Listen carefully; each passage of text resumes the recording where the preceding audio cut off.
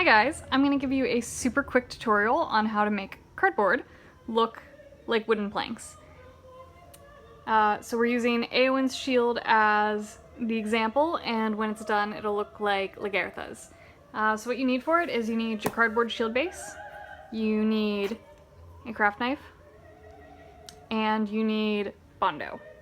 And along with the Bondo you need whatever you store your Bondo with. I also highly recommend gloves and a respirator.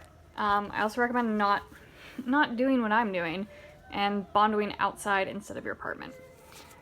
So the key to getting nice wood look out of cardboard is texture.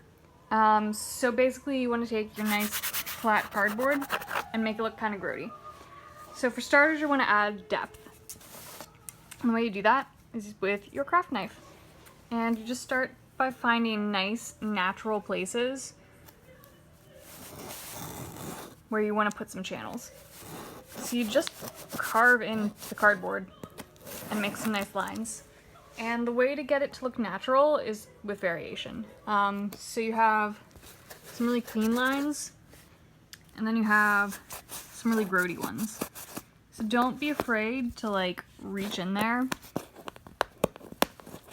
and pull at it and just rip your cardboard up, because it will read nicely. So like these deeper channels here will end up looking like these deeper channels here. So that's how you add depth. And then to add height, that's when you want your Bondo. So get your gloves on because it's messy.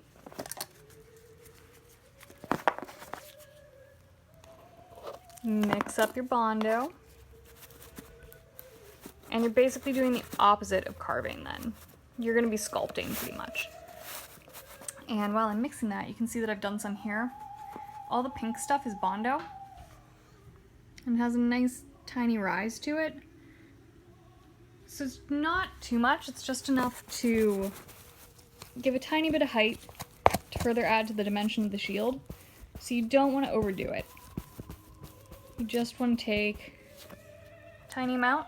I like using popsicle sticks. And then you want to do it in kind of just a logical way. Like where there's channels that you've carved in around it, there'd be a little bit of height. So you lay it down and you press it out. And you want to keep both the channels and the sculpting going in the same direction because that gives you the natural looking wood grain.